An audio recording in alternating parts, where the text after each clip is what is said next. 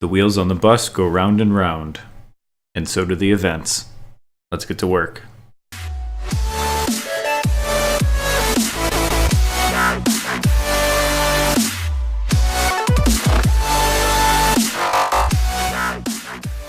What's up, people? MisterToolbox back with another Amazon Lumberyard video. The C++ pain train keeps on rolling, and today we are going to create a couple classes and play with the event bus.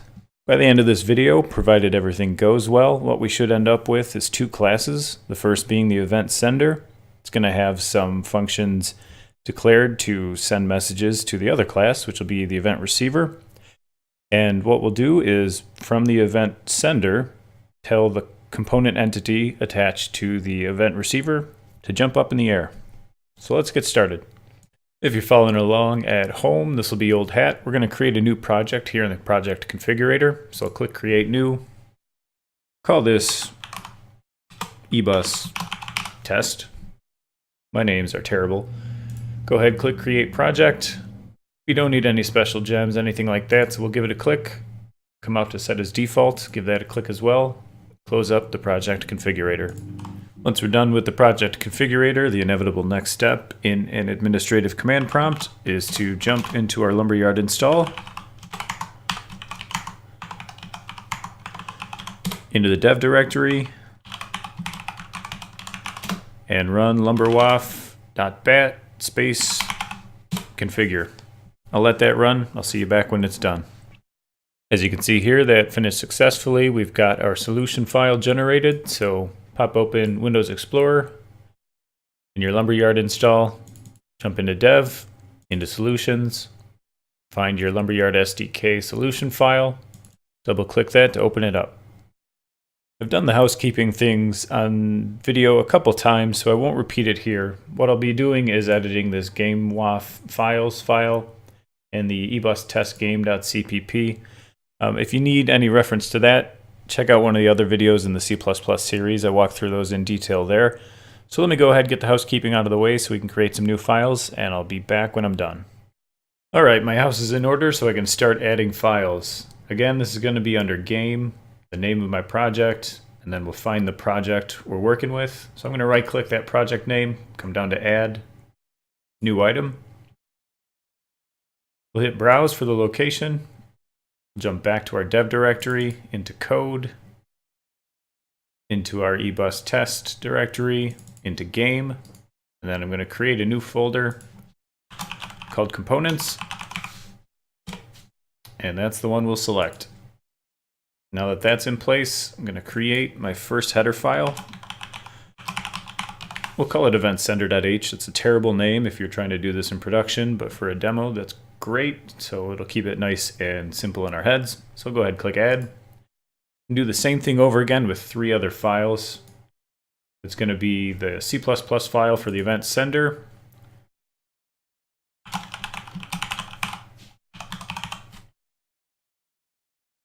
and then the header file and C++ file for the event receiver. So there's a C++.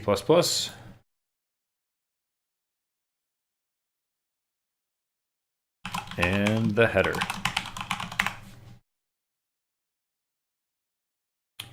Those are all the files we'll need, so let's start jamming code into them.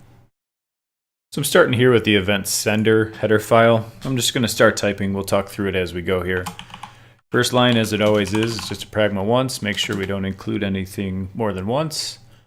Then I'm going to throw in a couple of standard includes for components.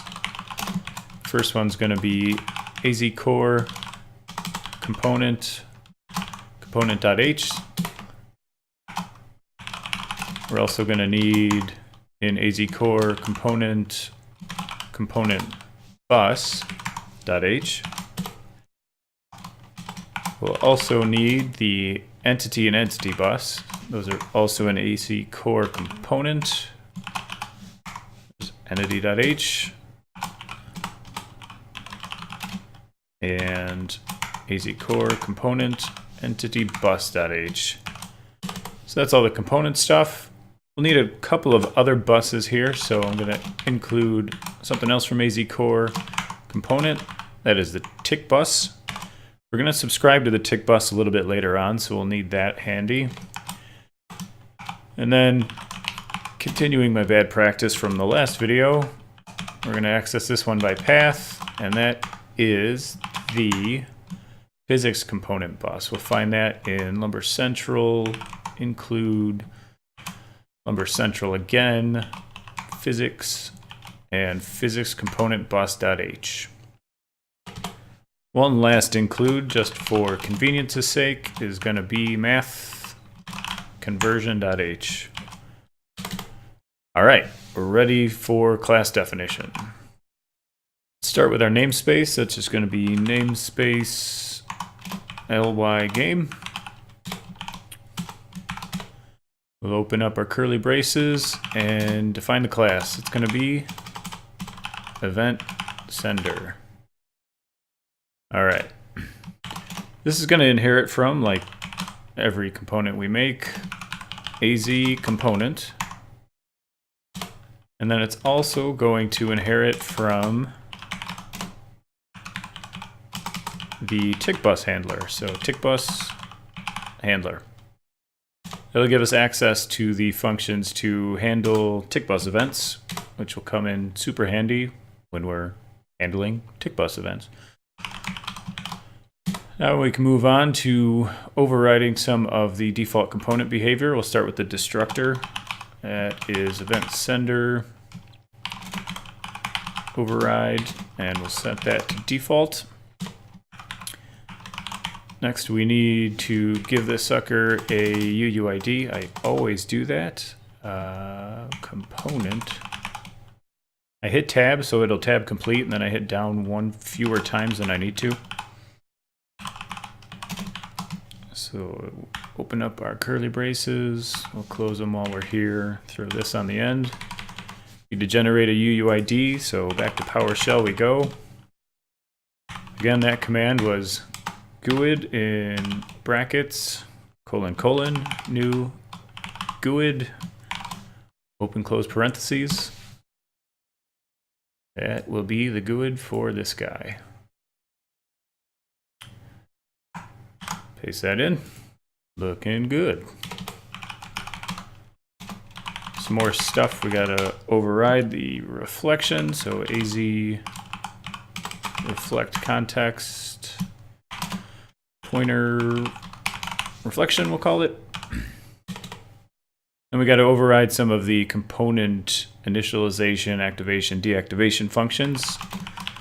We're not going to do anything special here, so just declare that. Declare activate and deactivate. Now this is where things get interesting.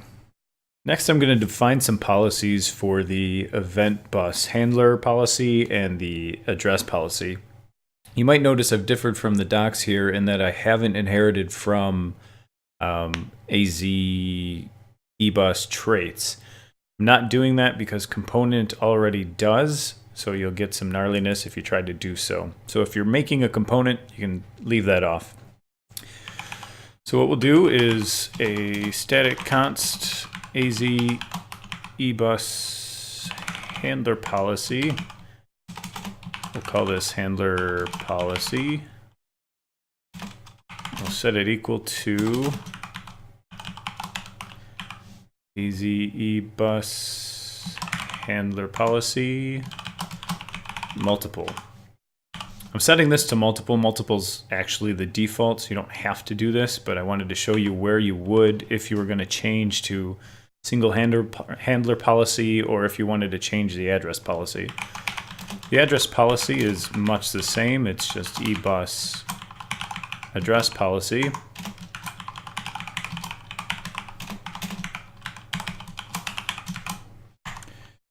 And that by default is single.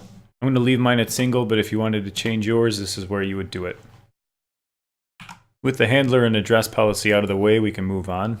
Up here, you'll see we're referencing TickBus a couple times. That's because we are going to handle on-tick notifications. So let's go ahead and forward declare a function for that.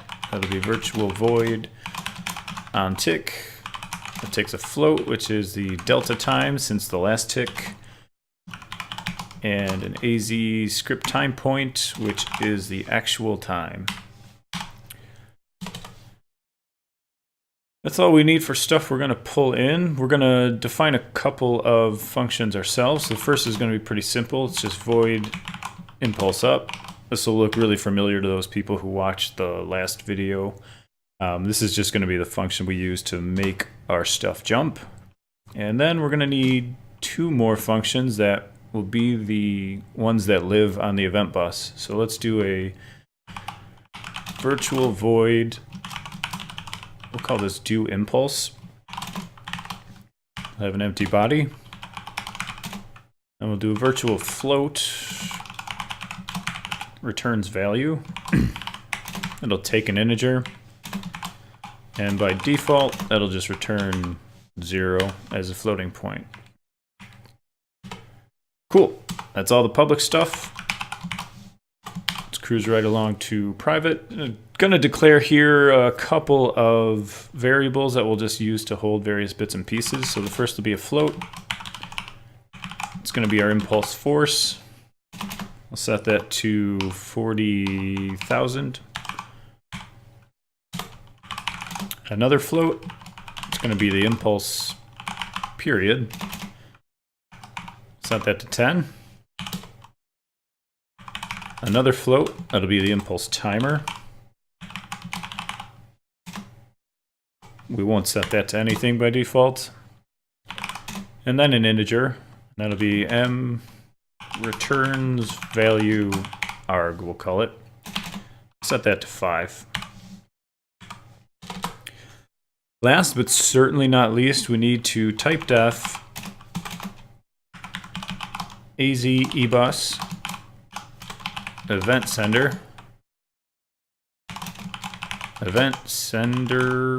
bus. We'll use that when we get to the event receiver to figure out how to attach to our event bus. Make sure I got that all right. Yes, yes, yes. I did not spell type def right. That's why we got all those squiggles. All right, cool. That's the header file for our event sender wrapped up. So I jumped over to the event receiver header file and just jammed this in. It's mostly the same, so I didn't want to waste a bunch of time here on video. The major difference is here, instead of all the includes we saw with event sender, is that I'm just including the event sender header file, so I'll get all that stuff by default. Declaring the class, and then instead of inheriting from component and from the tick bus handler, I'm just inheriting from event sender bus handler. We'll see why that is shortly. Got our boilerplate for AZ component stuff, complete with function overrides. Here below, I am forward declaring the overrides for do impulse and returns value. Those are the two functions we defined here in the event sender header file. And then this guy also has an impulse force that is set to 20,000 by default. We'll see that in action in the end here. With both of the header files done, we can jump over to the C++ for the event sender and start on that. Here we are in the event sender C++. I just pasted in the boilerplate stuff to initialize the component and all that. That's exactly the same as it has been in the last two videos, but we'll touch on it here.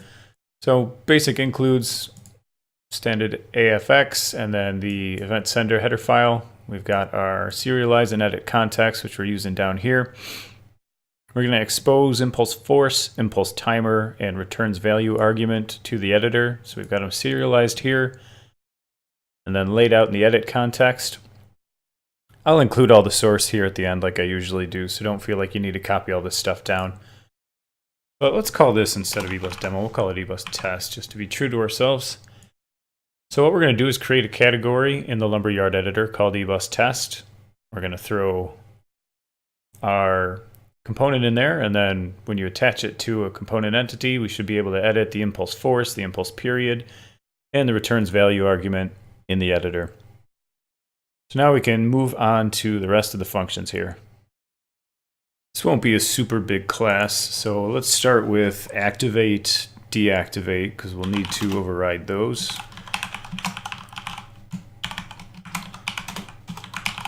Activate returns void.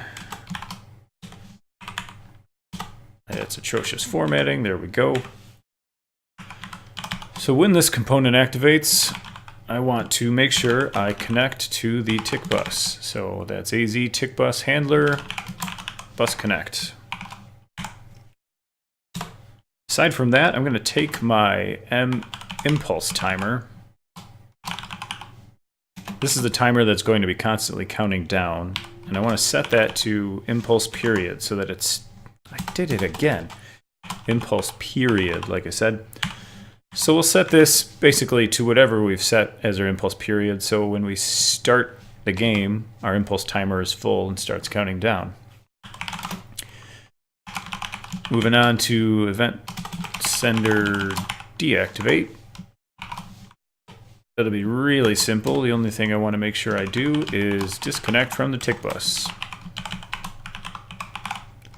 I'm pretty confident that Lumberyard will do this for me if I don't, but just to be a good citizen, let's throw it in there. We've got activate, deactivate, so next we need to decide what happens when we get tick events. So I skipped sender. Alright, so on tick, again that takes a float, which is the delta time, and a script time point, which is the actual time. So let's figure out what we want to do here. Well, first we're going to want to check to see if our impulse timer has expired, and the easiest way to do that is if our impulse timer is less than or equal to 0.0. If that's the case, let's reset it.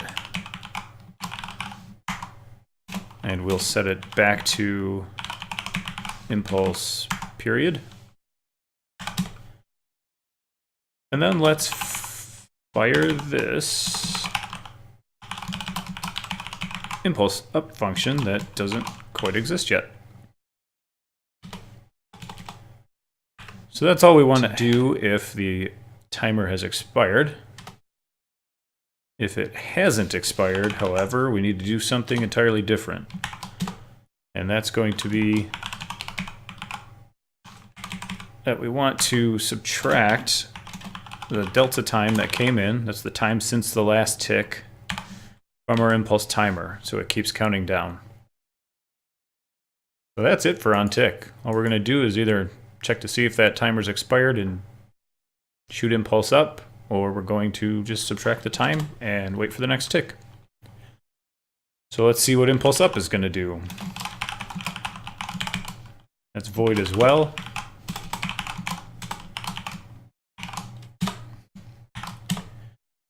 This code is going to be mostly poached from the last lesson with a couple tweaks to make it cleaner, and add a few new bits of event bus stuff here. So first we'll declare a vector 3. We'll call that force to apply. And that's going to be set equal to AZ vector 3 create 0. So that'll give us a good 0, 0, 0 to start working with. We'll then take that vector 3 and we will call set z on it, and we'll set the z equal to our impulse force.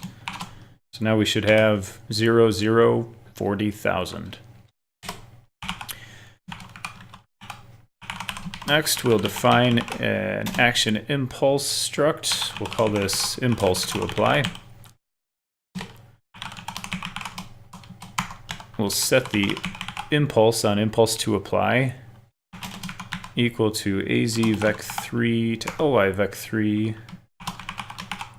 force to apply. So now we've got our impulse stashed in an impulse struct. Next thing we'll do is send the impulse to the physics component bus. We do that with EBus event ID macro. We need to tell it what entity ID we're working with. That's in the Lumber Central namespace. Cry physics component request bus. We want to apply physics action. Did I get that right? Yes, I did. And that's going to be impulse to apply. And that is not thread safe. So it's complaining because that's not a thing. Typos are going to kill me one day. All right, everybody's happy. So this is how we're going to send our impulse to the physics component request bus. That'll tell our component entity to jump up, and get down. So that's all much as it ever was in the last video. The next bit's going to be where it gets interesting. So the first thing I want to do is on the event sender bus, that's that bit I typedefed in the header file, I'm going to call broadcast. I'm going to pass it event sender bus events do impulse. What that's going to do is drop the do impulse event on the EBus. If anybody's listening, they'll hear that and they can respond to it. The other thing we'll do while we're here is we'll declare a quick float. We'll just call it result. We'll set it to 0. We're going to drop another event on the event bus. That's going to be broadcast result, because we want to get a result back on this guy. So first we give it the variable we want to store the result in. And just like up above, we give it event sender bus events returns value. And because that returns value function takes an argument, that's where we'll give it our returns value arg. We'll talk through that as we see the event receiver C++ file come together. It'll probably make a little bit more sense. Again, I forgot to finish typing a word. I had a nickel for every time that happened.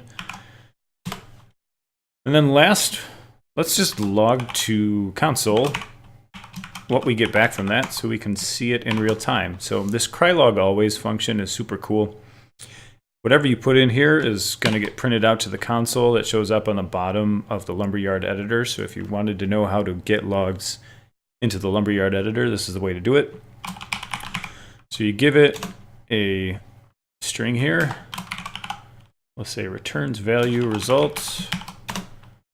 And then that's going to be a float. So we'll put that format string in there and then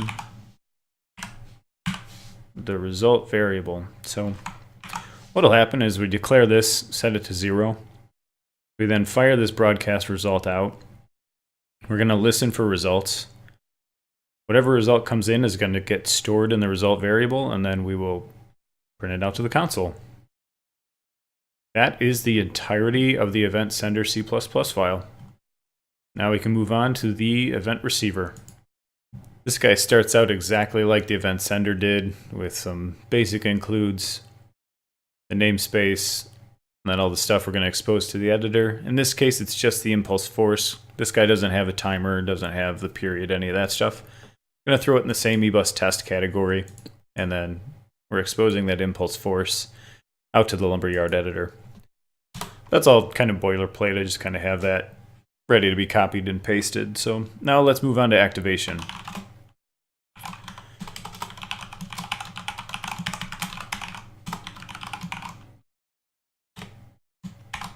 When the event receiver activates, all we really want to do is connect to the event sender bus. So we'll do that by event sender bus handler bus connect. Just like any of the buses that were provided to us by Lumberyard, by the editor, whatever we define ourselves, we can just bus connect to. Pretty nice. For disconnect, it's going to be the same deal like we just saw, where we're just going to disconnect from this bus. So that's event sender bus handler bus disconnect. Yes, I see the red squiggle up here. This isn't disconnect, this is deactivate. Can we go away now? Perfect, cool. Moving on. If you remember in the header file for the event receiver, it was shorter than the event sender, rightfully so. All we really have is these two functions left to override. That's the do impulse and the returns value. Those are the events that we're sending out here at the bottom of the event sender, right here and right here. So let's declare the first of those. That's going to be a void event receiver do impulse. So when we get the do impulse event on the event bus, what do we want to do? Might be kind of disappointing, but it's going to be exactly the same thing that we were doing on the impulse on the sender, and that's jump. So this code will be a bit boring. I'm going to go ahead, type it in. I'll meet you back when I'm done. There we go. As you can see, creating a vector, setting it to zeros, setting the z equal to impulse force, which we've got defined here in our header file, getting an impulse struct, applying our vector to the impulse, and then shooting that out the physics component request bus to tell our guy to jump. Same thing we just saw. The other guy we need to get wired up is the, what did we call it here? Returns value. So for that one will be a little bit different here, in that it actually has an argument, and that is an integer. We'll just call it x. Open up our braces and write some code. First, we'll call our good friend crylog_always. And we'll say event receiver returns value. Oh shoot, that's not a void actually. This is a float. That should get rid of our squiggles. Perfect. Received x. So what this will tell us is what integer we got when the function was called. So event sender C++, as you'll recall, actually let's jump to the header file. We've got returns value arg set to 5.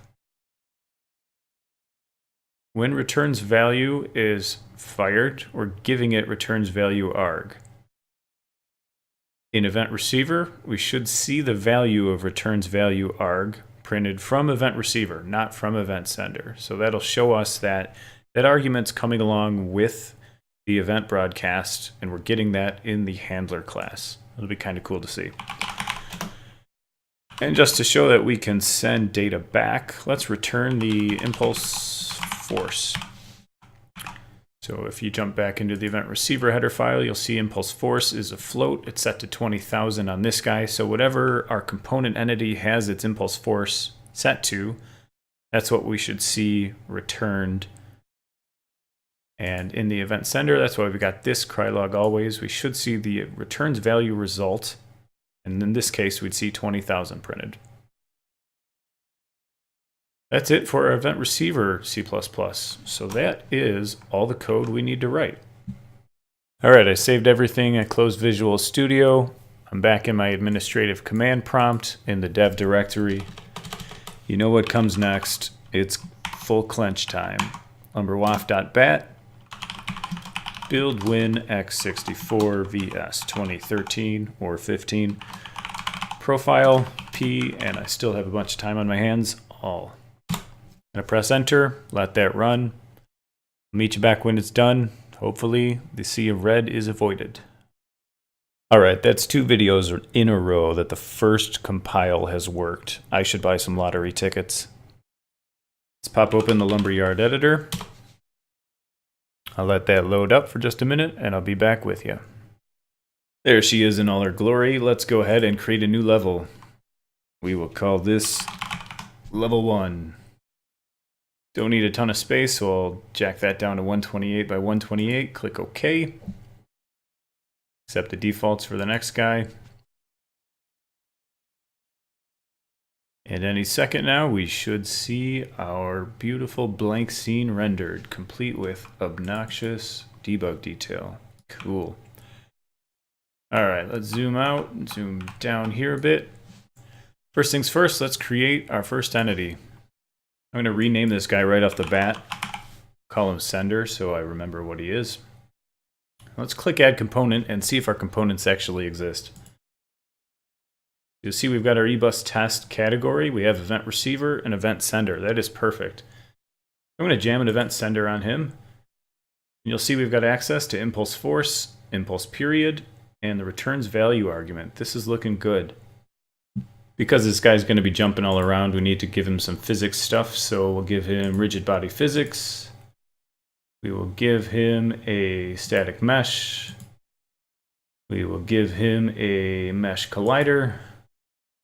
We will give him a sphere shape. Set the radius of the sphere shape down to 0.5. Set at rest initially off. Jump down to the material override. Into materials, PBS reference. I like my worn copper, so we'll go with that. Static asset, we will jump into objects, default, primitive sphere. Click open. Should see him pop into view, looking all nice and worn. Good. I'm going to press 2 on my keyboard, select that component entity, and just drag him up a little bit. That looks good. So now that this guy's in the scene, let's see what it does. I'm going to click out in the perspective viewport. I'll pan the camera just a bit and press Ctrl G. See, it falls down. And if we wait and keep waiting, we'll see he jumps up. Very cool. We select this entity. We can check our event sender settings. We can say notch down that impulse period to 3, and now he should jump much more frequently. Let's try it out. So instead of waiting 10 seconds, we'll see our timer is counting down from 3, so he's jumping much more frequently. You also see down in the console, returns value result 0 is coming back. 0 is what we've got the default set to. Since there are no listeners, we're not getting any response, so we're just printing that 0 out to the console. So he's going to jump every 3 seconds. Every time he does, he's shooting off those 2 events. We've got the do impulse, and we've got the returns value. Nobody's listening for him. He doesn't care. It's not throwing any errors. It's not failing to compile. It's the really nice thing about event buses is that you don't really have to care if anybody's listening. As long as you program that way, thinking about not breaking your game logic if nobody does listen, it's a really pretty elegant way of getting things done. So our sender looks like he's working just fine. Let's jump into the entity outliner and duplicate him. We'll call the duplicate receiver 1. We'll move him to, say, the right and back a bit. Because he's a receiver, I'm going to get a different material, and we'll go with polished nickel for him. So the lighting's kind of terrible from this angle, but now we can see that they are different. What I'm going to do on the receiver 1 is jump over to event sender and pop that off. In its place, we'll throw event receiver on there. Event receiver, you can see down here at the bottom, only has one knob we get to turn. That's the impulse force. That's set to 20,000 right now. Now that we've got both in the scene, actually let me pull him up a little bit so he falls at a different rate so he's more distinct. So we've got our sender in the front, our receiver in the back. Let's see what happens now when we click out in the perspective viewport and press Ctrl G. They both fall. You can see event sender every 3 seconds is doing his impulse. He's sending an event to the event bus, which our receiver is receiving, and then using his own impulse force to jump. Essentially half as high, not quite half as high. But he's getting 20,000 for his impulse force. The sender's taking 40,000 for the impulse force. That's why they're jumping at different heights. And you can see down in the console, we're getting returns value received as 5 now. So that's coming from the event receiver C++. That's being debug printed from there. And then we've got returns value result 20,000. That's the float, the impulse force set on our event receiver. Let's change those values so we can see that in action. So on the sender, let's come to our event sender. Let's change the returns value argument to, say, 13. And then on receiver 1, let's set his impulse force to 30,000. So down in the console, you see we were getting 5 for returns value received, and we were getting 20,000 for returns value result. If we jump in the perspective viewport, press Ctrl G, what we should see when they start jumping is 13 and 30,000, and there they are.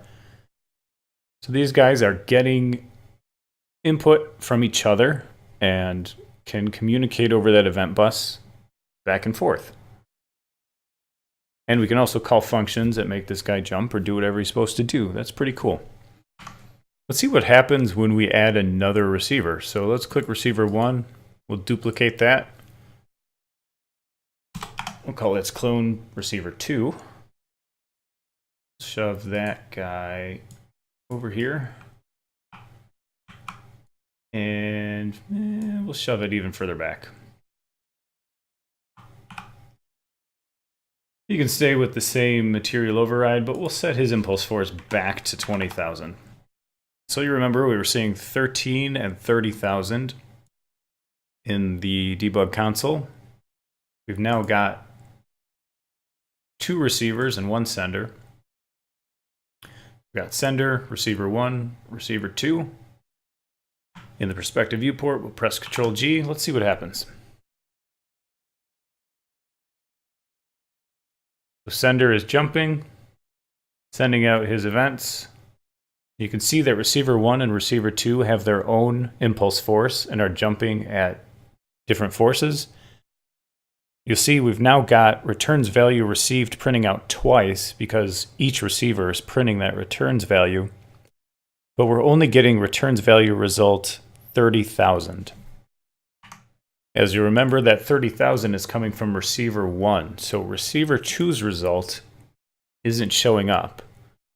And that's because if you take a look at that C++ again, what you'll see is that we've got one float value ready to store the result that comes back. Since we have multiple handlers now, what we're seeing is that both are actually sending their results, but only the last one that gets there is printed out to console right now. There is a method of getting around that. I'll show that off in a coming video. But what this means is that we could, if we wanted to, duplicate these guys again and say, move them over. And then let's take all 4 and say duplicate them again. And we'll shift these guys to the right. Now we have a whole boatload of receivers, and if we click out in the perspective viewport, press Ctrl G, they all fall, and they all jump. You can have as many handlers as you want because we set the handler policy to multiple. This sender will happily send its events out on its event bus, and anybody who cares to listen can. We can set individual impulse forces to whatever we want here, so we can just kind of change these willy-nilly and see what that does. These are all distinct components. 250,000 is going to be way too high. Set that guy to the 25,000. Let's say set this to 70. That might be too much. That might actually fly off into space eventually. Now that we've tweaked some of those, we should see a little bit more distinction in what's happening. Yes, we do. Yep, that guy's going off into space, not having a chance to come back down. That's all right, though. So as you can see, multiple event handlers, as many as we want. As long as they're connected to that EBus, everything works just like you'd expect it to. Somewhere up in the sky here, I will throw a link to a zip file that's got the event sender and receiver headers and C++, the game WAF files, and game.cpp, you should be able to handle on your own. But I'll throw the link up here in the sky. You want to go ahead and download those, tweak them, change them, see how things are put together. Go for it. I think the code's cleaner than last time around, so feel free to poach it, use it however you like. All right, so as we watch the ballet here in front of us, that's all I've got for this episode. I really just wanted to show off how to send events to our own custom EBus, how to receive them, how to kind of work with the values that come in and out of them. A couple tidbits like the cry log always, which is one of my favorite things to do in the world. But that's all there is here. If you got any questions, drop them in the comments below or get in the Lumberyard Slack. Got a lot of good conversation going on in there. In the last couple of days, I've learned more about physics than I presume I would have learned in high school had I taken physics. But it's been great. The community is super helpful, and anybody who knows anything about a certain topic is more than willing to share that knowledge. It's a really cool place to be. Don't forget to like, subscribe, tell your friends about the channel, about Lumberyard, get them involved. If you got any questions, like I said, put them down below. That's it. Bye.